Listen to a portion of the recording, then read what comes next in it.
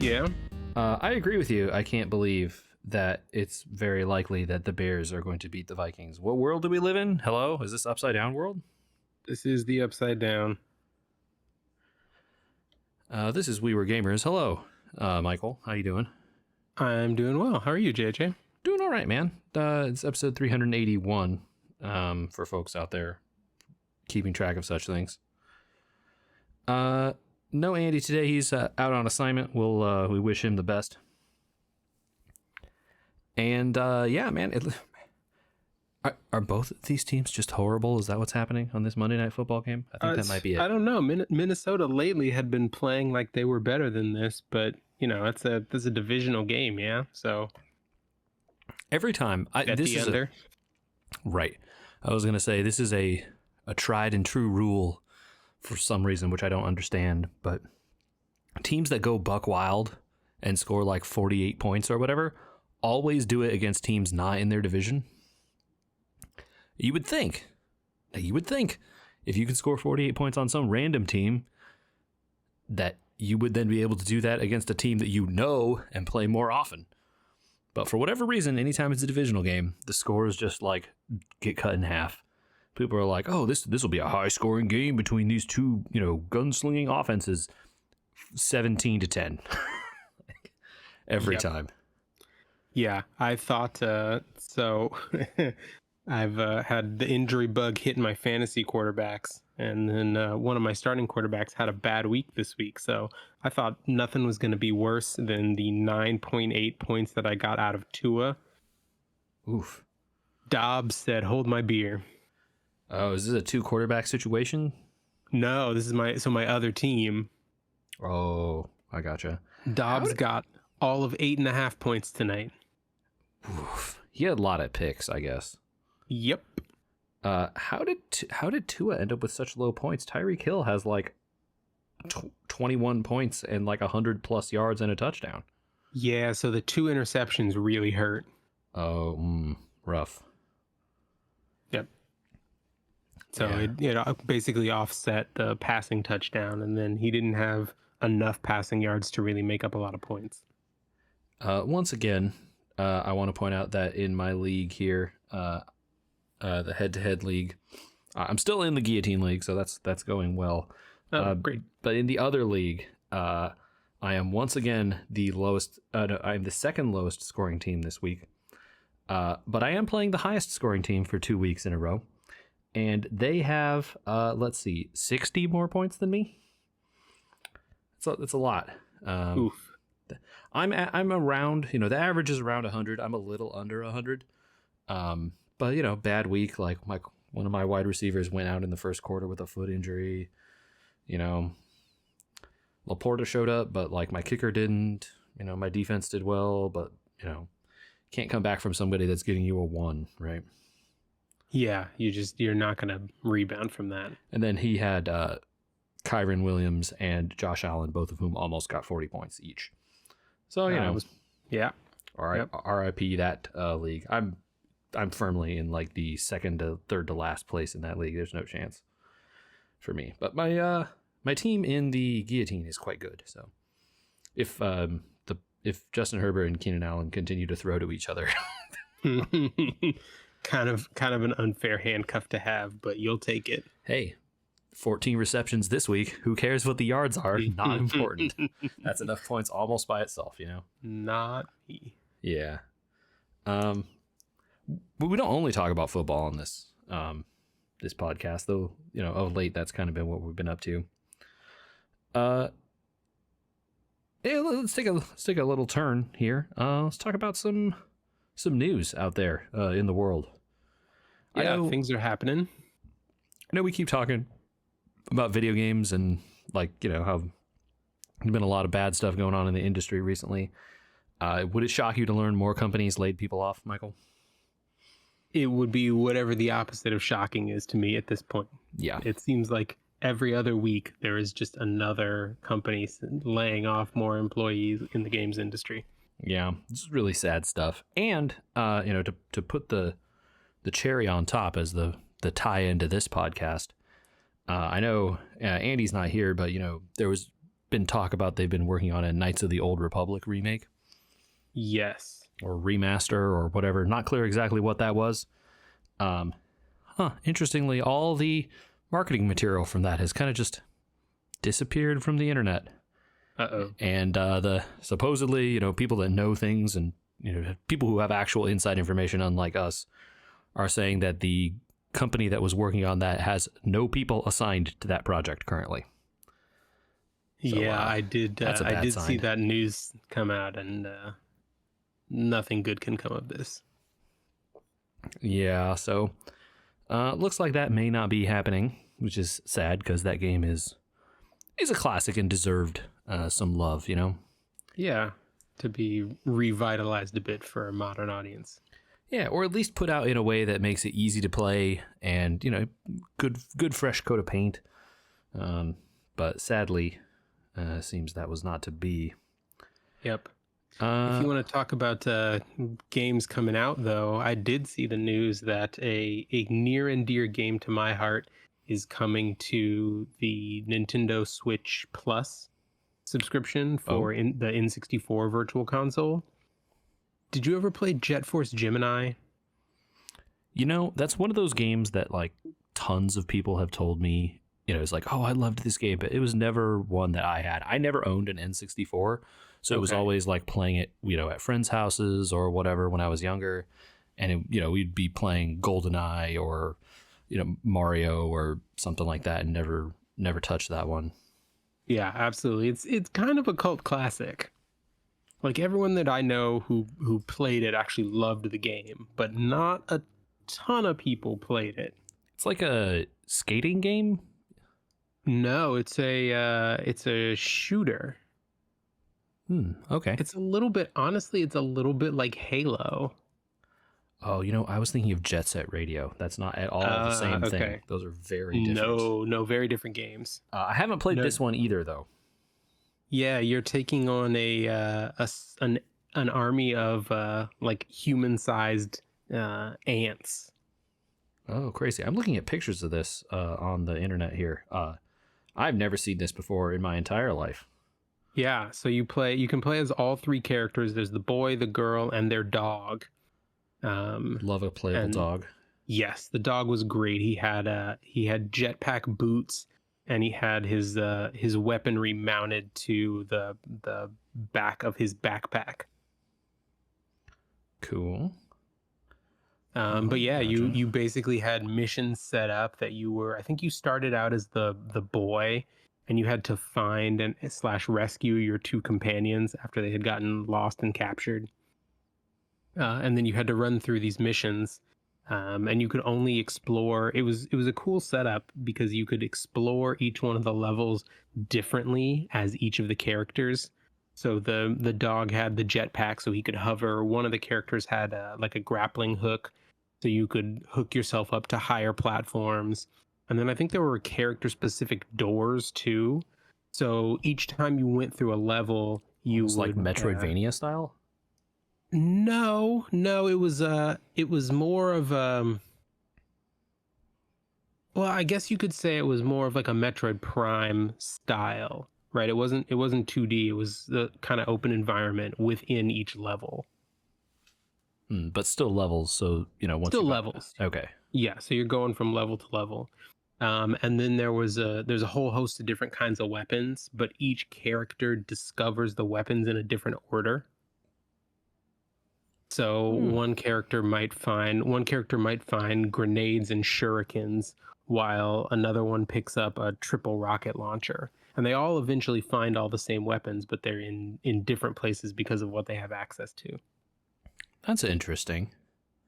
I feel like that's like a speedrun optimization problem, right? That like some person has probably solved these days. Oh, I'm sure. And I bet you could find a fun speedrun of it. Very cool. And this is coming to the like Nintendo Switch Online bonus payment situation. Yeah, whichever one gets you access to the N64 console. I think that's the bonus tier. Cool. This was a game you played a lot as a kid or know of? Yes. Yeah, I own this one and played through it a bunch of times. Very cool, man. This game looks weird.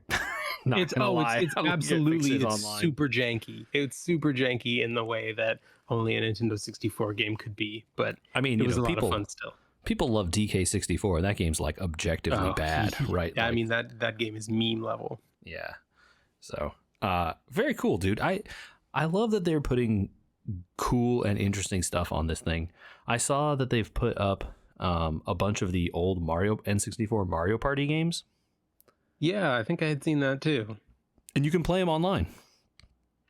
So you can have like, you know, internet friends join and play those old horrible Mario Party games. Hey, some of those old ones are great. I legit agree. I know personally I have played the most of Mario Party 2 and 3. I don't know if I've ever even played Mario Party 1. But Mario Party 2 and 3 I've played a bunch of with friends, and you know, all the way up through high school and college as drinking games and stuff. We had played a lot of those games. So it's cool that they're still putting, you know, letting people get back to those, you know. Yeah. Very cool. I don't have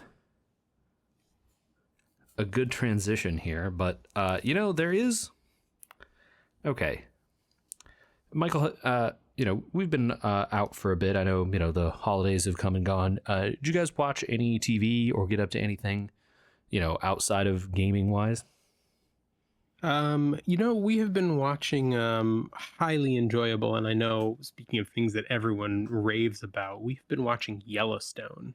Oh, so funny. You should talk with my wife. She has also been watching it. Yeah, they moved it from I guess it was on Paramount Plus, and they moved it to CBS. And so they started at the beginning re-airing episodes, so we've just been DVRing them as they air rather than by a subscription. Cool. Yeah. I think that got my wife started on it, and then she went to our Paramount login and started binging them because she wanted to go Yes. go It's faster. definitely one of those shows that gets its claws in you, and you finish an episode and you want to watch the next one right away. Yeah. Have you guys been keeping up on any of the Disney stuff or any of the other like Amazon shows that have come out recently? No, we are unfortunately behind on most of our stuff. No worries. Something I do know that you know a little bit about, though. Have you seen some of the announcements of some of the new shows that they're making? On Amazon, you mean? Wherever. I know there's. I do know there's been a. What was the? God, I just completely spaced. Who has the rights to this new Zelda thing? Oh, that's a good question. I don't remember if I saw who has the actual rights to it. You're talking about the new live action Zelda that got announced? Yeah. So Nintendo announced this though, right? Yes. Yeah, Nintendo announced that it would be coming out. I thought it was going to be a film though. I think it is. A movie? I thought it was a show. No, so the announcement they made is that it's going to be a live action film. Oh my god, this changes everything what I thought about this. Yeah, and it's being directed by what's his name? Wes Ball, who did the Maze Runner movies and I think did the Planet of the Apes movie that's about to come out. Okay. And then Miyamoto is going to be a producer on it. Is this just like a chance for him to get his he just wants to get a producer's credit on stuff, you know? Maybe, although I think he didn't he already get a producer's credit for the new Mario movie? I think he was a producer on that. Oh. Maybe you're right. I don't know. I guess I don't know what the Japanese version of like the Directors Guild or whatever is, right? Producers Guild? Yeah. There must be a Producers Guild. Hollywood has guilds for everything. Yeah. Interesting. Okay. So the thing that caught my eye about this Zelda announcement was I thought I saw that one of the producers was a guy who has made a bunch of stuff recently. But is this that director that you're talking about? It might Maze Runner. Yeah, that might be who you're thinking of. Oh, you know who you might be thinking of? There is another producer attached to it, and it's Avi Arad, who did Into the Spider-Verse. This is the guy I was thinking That's of. who you're thinking of. Yep. Yeah, interesting. I don't know what to think about this. Oh, by the way, Avi Arad's other work. Um, let's yeah, I don't know. Into the Spider-Verse isn't listed on this. But such wonderful movies as Morbius, Ooh, it's Morbin time. the Uncharted movie, Okay. Venom. That Venom movie was not that bad. Yeah. Ghost in the Shell, Okay. The Amazing Spider-Man from 2012, the All right, that original, one. Yep. the original Iron Man, Okay. some of the older Spider-Man movies. Like Tobey Maguire. Yeah, Spider-Man 3, Spider-Man 2. So he has a long history of comic book stuff. One of the horrible Fantastic Four movies. He has a long history of like comic booky type movies. Not, I would say all of them hyper successful though. Okay. And I mean I think the important thing to ask here is like, are you over the fact that that Link is going to have to talk in this? It's gonna be an interesting. It's gonna be an interesting change. Although I would have a lot of respect for them if they managed to make a movie where he didn't talk at all.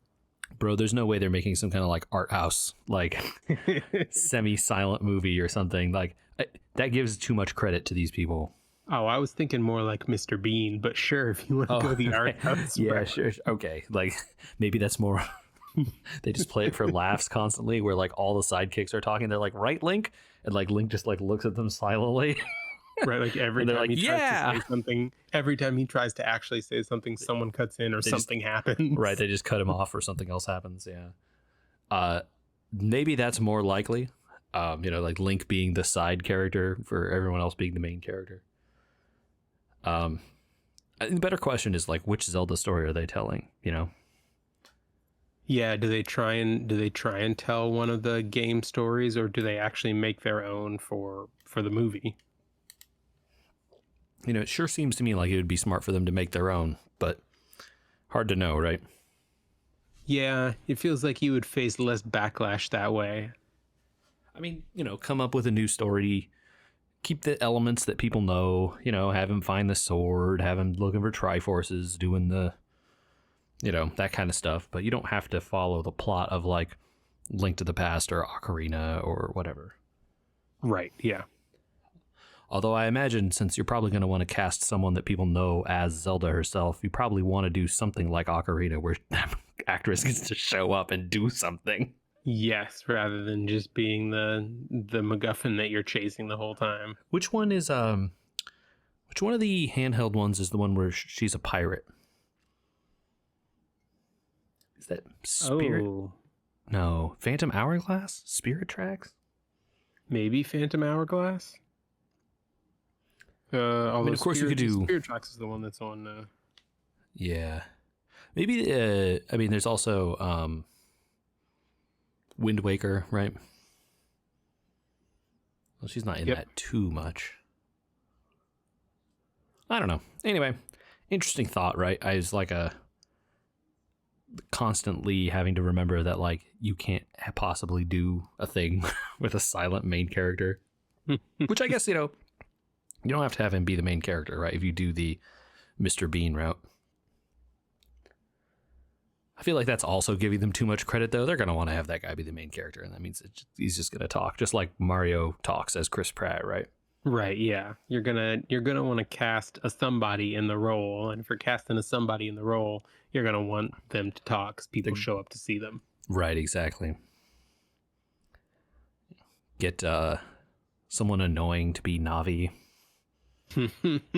Yeah, if you include them in the story. Sure. I don't know. Okay. See, when I originally heard this a while ago and I didn't think any more about it, I was like, oh, they're making a TV show of this. This seems like... I guess we didn't say that it's live action. Did we say that? I thought we did. Maybe we Okay. didn't. It's live action. That makes a big difference. So this is like, maybe CG backgrounds or, all that kind of stuff that they do in Marvel movies these days, but you're not getting, you're getting real people in there. which I think is a interesting choice for sure. I don't know, but like I thought it was a TV series, and I was like, oh, okay, they're gonna do a Rings of Power or something, and make like a fantasies TV show, and stuff will happen, and then it won't, and then it'll be 10 episodes or whatever. Okay, but hearing that it's a movie now is kind of wild. Way harder to tell a movie in that like period of time. So you really have to get the plot moving, Yeah, there's not you can't follow as much of the traditional Zelda format in a 2-hour movie. Right, you have to, less time to like go find MacGuffins or whatever. You sort of have to be getting the action along and doing stuff. But also less time to do world building and that kind of stuff. So interesting. I'm very curious. You say, that, hey, Nintendo recently, that Mario movie was really well liked. So I'm very curious to see what they'll get up to here. Never know. They might surprise us. Yeah. It was a holiday recently, Michael, and a specific holiday for us here in the United States of Thanksgiving, where all people do generally is eat a lot. Yep, we did plenty of that. We had an interesting experience with our Thanksgiving this year. We were out in the desert, Palm Springs area. Okay. And, it was only a few of us, but we wanted to order a big turkey so that we could have leftovers, because leftovers are That's most of the point, right? One of the great parts of Thanksgiving. The supermarket that we ordered from had lost our order, and stuff was a giant nightmare. And anyway, we got a still a big turkey, but smaller than we ordered, which actually turned out to be fine because there were still tons of leftovers. Have you ever heard of a turkey crown? Turkey crown. Yeah. I feel like I've seen one.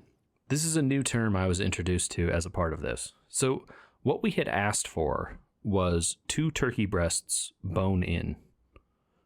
Okay. This seems like something that could be accomplished multiple ways, but they didn't have to be like one top half of the turkey, right? It could just be 2 individual breasts, just not removed from the bone. Cut it in half or whatever. Right. But that's, I don't know what happened, but that's not what we got. What we got was a turkey crown, which is the turkey, take off the legs, and chop off the bottom. Give us the rest. Off the bottom. Okay, so does it still have the wings on it or no? No, those are gone too. Okay. So all the wings and arms are gone. Kind of, you have the big breast meat. You have the sides and the like weird, front and back ends, but nothing underneath. It's just it's like an arch under there. So no cavity, right? Huh. Okay. I had never seen this before in my life, but when we were trying to Google cooking directions for how long you should cook something like this, because it's weird now. It's not the same as you normally would do it. Right. No hits for 2 bone-in turkey breasts or anything like that. As soon as I Googled turkey crown, 10 million hits. So this must be something that people order sometimes. I've never in my life seen it before, but it must be something. Yeah, that's like a cooking show weird. thing or something. I don't know. And it's because I've just been cooking for mostly the 2 of us the last several years. When I've done Thanksgiving dinner, we've just done a turkey breast, but it still has one breast is plenty. The cavity and stuff. Yeah, I mean, one breast is a lot of food anyway, though, right? Yeah, it's still the one we got this year was still 9 pounds. Right.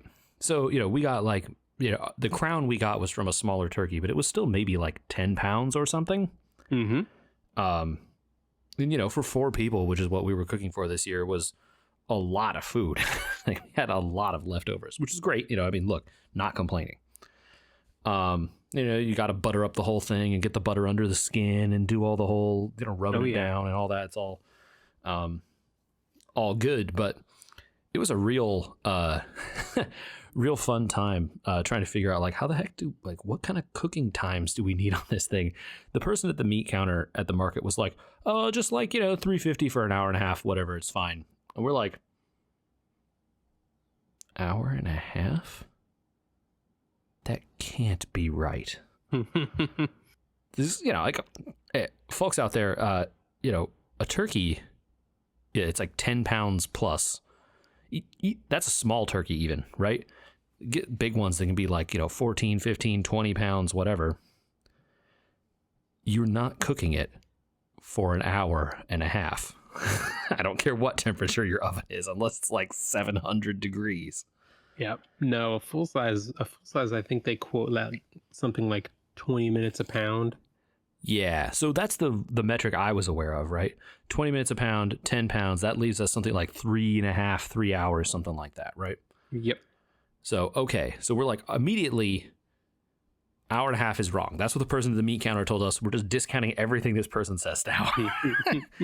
And so, my wife got the idea, is like, oh, we should text the Butterball hotline. Hey, that's what it's there for. That's what it's there for. Like, oh, okay, great idea. And she sends the message, and it's like, don't hear from them for a while. And meanwhile we're Googling and trying to find other things. And then she gets a text back like an hour later, like, your message has been received. Someone will reply to you shortly. We're like, oh, okay, great. Silence. Then at some point during the day, we figure out like Turkey Crown, and then instantly find like a million things that like verify, okay, this is what we have and what we should do. And, right. I think a little under 3 hours is probably what we need. And, we went with that, and it turned out great. No problems. The hardest part was basting it because we didn't have a bag. By the way, folks, cooking the oven bags, they work real good. Highly recommend if you're getting a full-size bird. To do that, but we didn't have that, so we had a pan. We just didn't have the baster, so we were. Oh, that's gonna make it harder. We had to pull the pan out. Someone get oven mitts and like tilt it to the side and like grab the juices with a spoon, like ladle them over. We made it work though. It went really well. The turkey turned out great. Not dry at all. We knew what we were doing. Butter, right? Yes. Yeah. So it turned out great, but then. The next morning, right? We all eat the turkey. Everything was great. We had dessert, all the sides. Everything was wonderful. And the next morning at like 9 a.m., she gets a text. It is like, we're so sorry. There were so many like responses. We couldn't get to everybody. Here is your answer. It's like 2.5 hours or whatever, which is like pretty close to what we ended up doing. Yep. And it was like, I told we were saying you should text him back and be like, oh, thanks, we could start cooking now. We waited a day. It's like very funny that their hotline got overwhelmed by whatever the need was or whatever. Yeah, I do appreciate that they kept responding to people though and didn't just shut it down. I mean, when it passed like we knew we had to get started, around like 2 or something in order to eat at an appropriate time, or maybe we started around 3. Anyway, we ate at like the time we wanted to eat at, so there was no issue. But like if we had been waiting, like we'd have to wait until 9 a.m. the next day. And like imagine if you have a big turkey and they're like, oh, it needs like 6 hours or whatever. You're like, okay, guess I better put it in right now at 9 a.m. Folks, everyone's been sitting here for 2 whole days. We're going to 6 hours. For half a day more. Yeah. This is a very funny like thought. Because like at that point you just assume like your stuff got lost or whatever. They're not going to do anything. So right. Very funny. But do you have any food related discussions from this holiday, Michael? Yeah, so my the food thing that I wanted to talk about was actually from the week before. Oh, so okay. My sister just recently moved back to Austin with her husband. And so my family did a pre-Thanksgiving gathering in Austin. Oh, very cool. It was way easier for everybody to travel the weekend before and be done with their traveling before the craziness of Thanksgiving. So you say moved back to Austin? Was she there before and left, or yes, they were there before and then moved to Lubbock for several years and have just recently moved back. Gotcha. So of course, being in Texas, you can't make a trip without stopping for barbecue. Of course. And so they took us to a spot, I will shout them out because they were fantastic, called Micklethwaite Smoked Meats. What? Sorry. My brain just Micklethwaite. couldn't process. Yes, you weren't ready for that. Nope. Micklethwaite smoked meats, Huh. and they are Okay. basically just they're like a permanent trailer with their own little with the parking lot that they share with a little beer garden. So the beer garden's up in the front, and then the trailer that's just turning out barbecue is in the back. Oh, okay. Cool. And they have all the the standard Texas offerings: the brisket, the beef rib. They've got the sausage, they've got ribs, they've got pulled pork. But they had one thing on the menu that we had to try because it A, sounded delicious, and B, I don't think I have ever seen on a barbecue menu before. They had barbecued pulled lamb, Whoa. and it was amazing. It was one of the best things that we got. Pulled lamb. Yeah, not a preparation that I've ever heard of for lamb before. Interesting. And it was good, obviously. Oh, it was fantastic. What kind of well, I guess you can't ask for the secret sauce. Of course, they're not going to tell you. Yeah. But I was like, what kind of seasoning do you put on that, you know? But it was very the rub that they used on it, I guess, was very herbaceous. So it had like an herb blend. Okay. Well, I mean, that's what you want, right? Like rosemary and that kind of stuff on a lamb. Yeah. Interesting. Cool. I don't know if I've even ever had pulled lamb, period, let alone, barbecued. Yeah. Yeah. You usually see lamb as chops or roasted or cooked into something. Yeah. As a dish, but I'm familiar with it, the kind that they stack up and then cook into like shawarma or falafels or something like that. Yep. Then there's the like lamb chops or like the little lamb like lollipop things. Yep. Rack of lamb if you want to get fancy. Yeah, totally, right? But I've never seen pulled. That's so interesting. I wonder what. Anyway, I mean, interesting. I gotta find somewhere that does this. Yeah, sounds good. So I might look up a recipe and see if I can recreate something close. Yeah, where would you even buy it? I guess the Mexican meat market.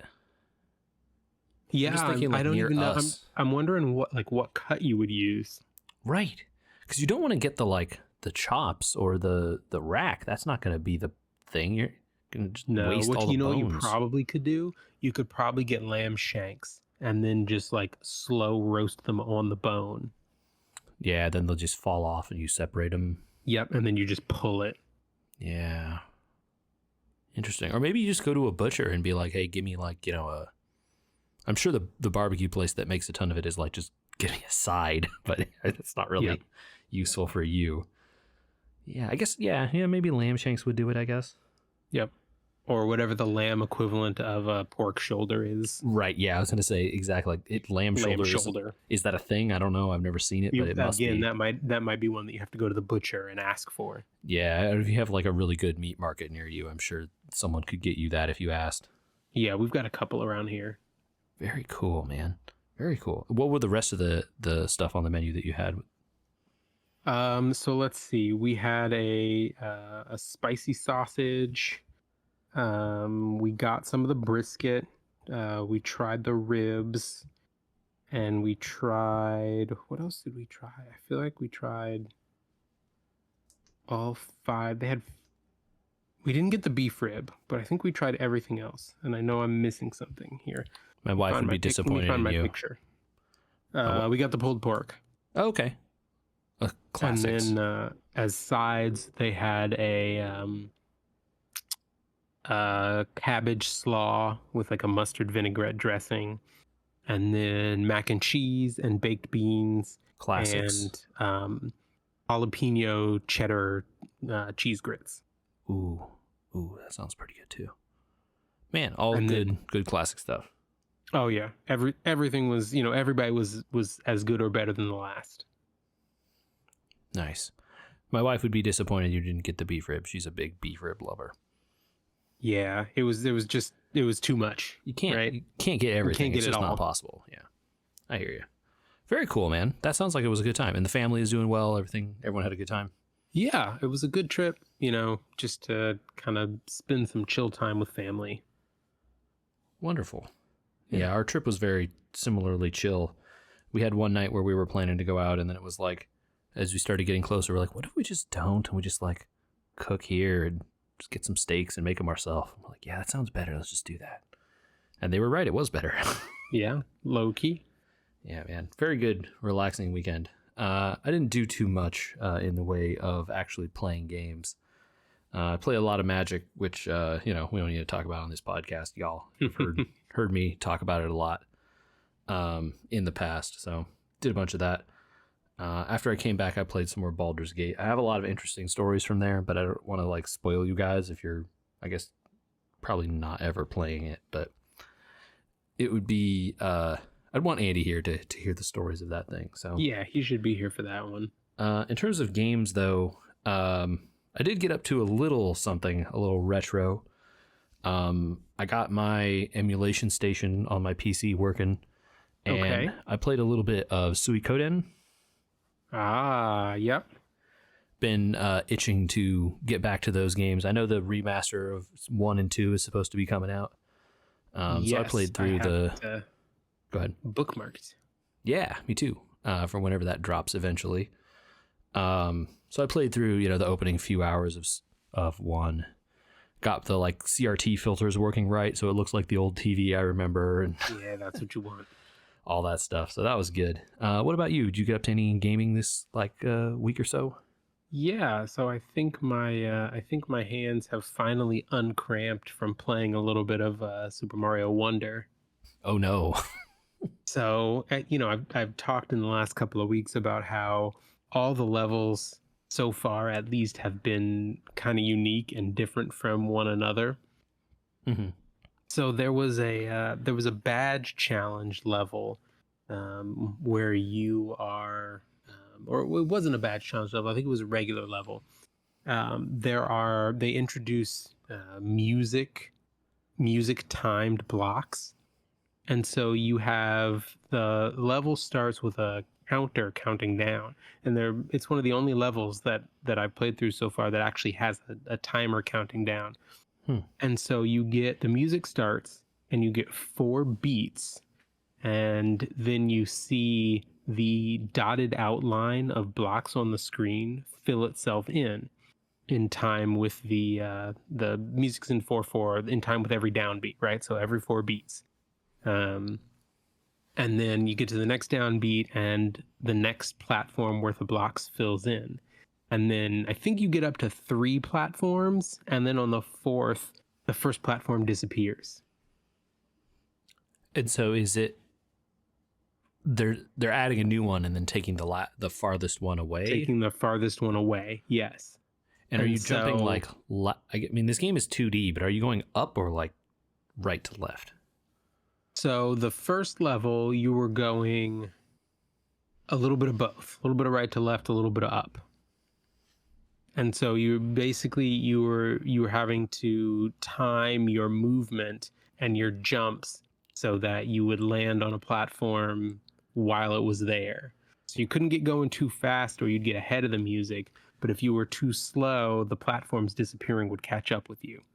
Now this is giving me anxiety because I can do some music. I could keep a time, but I'm not I don't play instruments. I'm not musically inclined in that way. Mm-hmm. And this is giving me anxiety. Yeah. badly. So the beat, I'll say that the beat in it is like very exaggerated. So I think it would be like, even if you're not musically inclined, I think it would be not too much of a challenge to get into the rhythm of it. So they kind of make it clear when the things are going to happen. It's not just like Yeah. the normal music and you're expected to know when the beats are. It's like No. exaggerated. So yeah, it's very exaggerated, like a heavy downbeat and then 3 more beats and then another heavy downbeat. And it also helps that all the platforms are in like 6 or 7 colors, and the order of the colors stays consistent throughout the whole level. So it'll be red platform, then orange platform, then green platform, then yellow platform, then blue, then purple, and then the color cycle starts over. Okay. That's So you good. always know, once you get used to the color pattern, you know which platform is coming next. So you can, if you keep up, you can at least know, oh, this is where I'm supposed to be going. So it does a good job of like leading you through the level by the color pattern. Okay. So the first level where they introduce it is a lot of fun. And then I got to the special world level. Uh-oh. So the special world, I don't know if you have found it yet, JJ. The levels are all 5-star difficulty. Hmm. And so in this one, you are mostly just climbing up. And it's a lot of side jumps off of blocks. And a lot of the blocks are only, well, a lot of the platforms are only 1 block wide or 2 blocks wide. So you have to hit them exactly, push into them, and jump off. And then to make matters more complicated, the music speeds up as the level goes on. Mm. And Yeah, you're now being this chased, is going to be big anxiety. You're being chased up the screen by a rising tide of poison water. Oh, no. Bad, bad, bad, bad, bad, bad, bad, bad, bad. Yep. And then half the jumps that you have to make are, you have to land and then turn around and jump back in the direction that you came from. So you can't even always use your momentum to just keep carrying you forward. Oh, dude, this sucks. I will say that the platforms are perfectly spaced out, though, for you to make a jump, stop, and without actually having to turn around and make take a step, you can just make the jump back in the other direction. So someone very carefully plotted this out. Yeah, they had it, you know, exactly all to the beats, exactly enough time to do X and Y. But like 2 or 3 times, I got to the very last jump inside of solid ground again and just shorted the jump or dropped an input. The worst. Just brutal. I've been watching a little bit of Twitch these days in the time off, and I don't know if you ever have watched any of the like speedrunners or like people doing ROM hacks of Mario. I have, yeah. There's some wild stuff. Apparently, a recent Mario ROM hack came out called Grand Poo World 3. I don't know how the names come around. I think that's a streamer, and this is a ROM hack for him or something. It is, and I watched the previous one. Okay, so I watched 2. Yeah, I've seen speedruns of some of the other ones. Yeah, and looking at some of the levels and some of the tricks they put in this thing, it is completely bonkers. Like, I don't know, like, it's none of it is to the level that you're talking about, where they're talking, you know, it's like exactly on beats and musically related anyway. But there definitely is a lot of like really tough, like very difficult jumping and spinning and being able to throw shells at the right time, and like shell climbing up a wall. Yeah, not as much of the shell jump stuff, which I've definitely seen. Like some hacks are like all about jumping off of shells all the time. Yep. But just like really tough, tight timing stuff, or you know, where it's like you have the like Mario swimming in the water, and like the, you know, it's like 2 squares wide with spikes on both ends, and like you better make sure you don't hit A exactly more times than you need, or you're gonna die. Oh yeah. Very cool, man. So would you say you're nearing the end of Mario Wonder, getting close? No, so I'm in world 2. So, and I think there are 6 worlds in this one.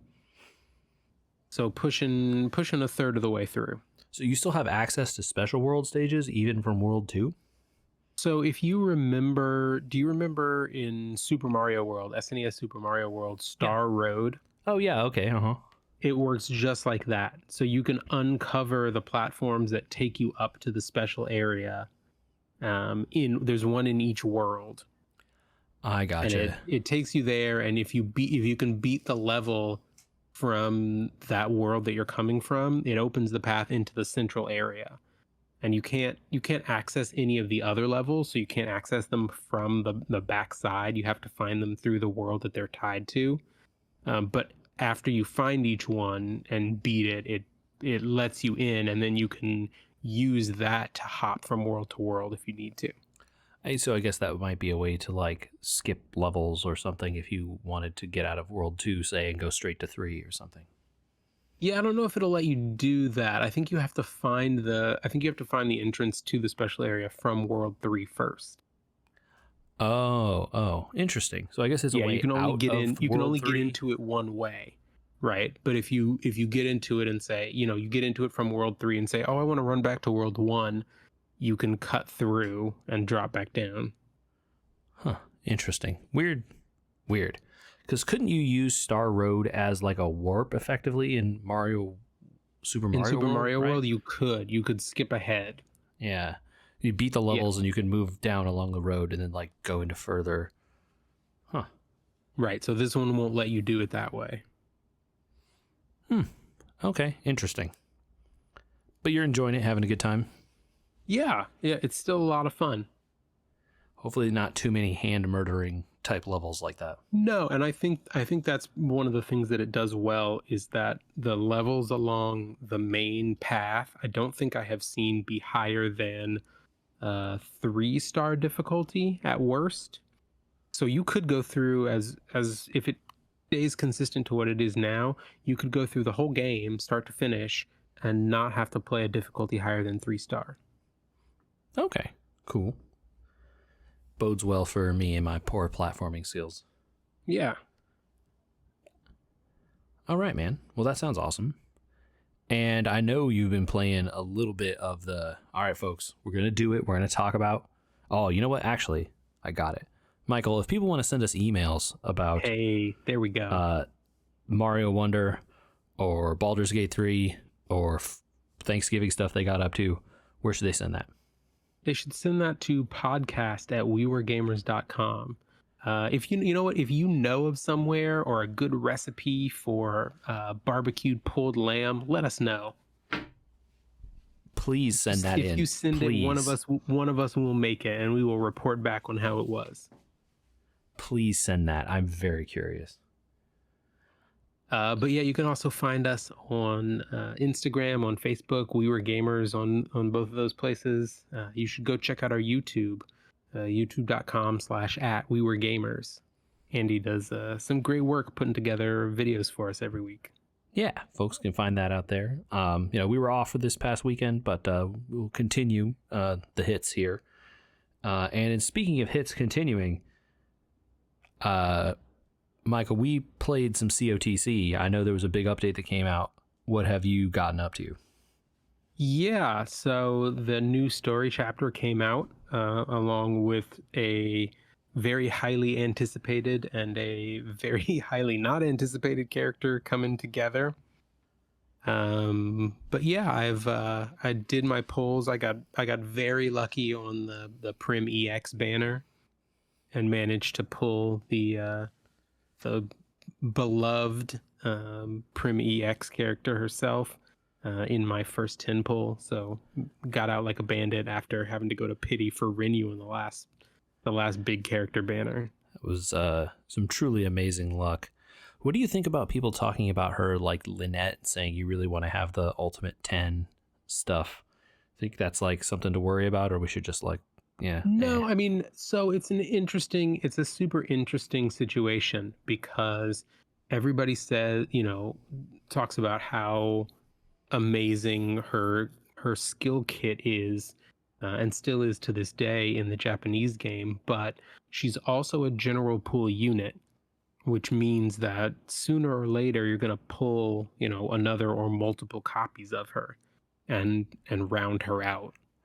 Or I suppose, even if you never pull other copies of her awakening stones go to the exchange, right? And you Yes, just they will be in the exchange, so you can just trade pull one from there. Trade some useless scarecrow ones.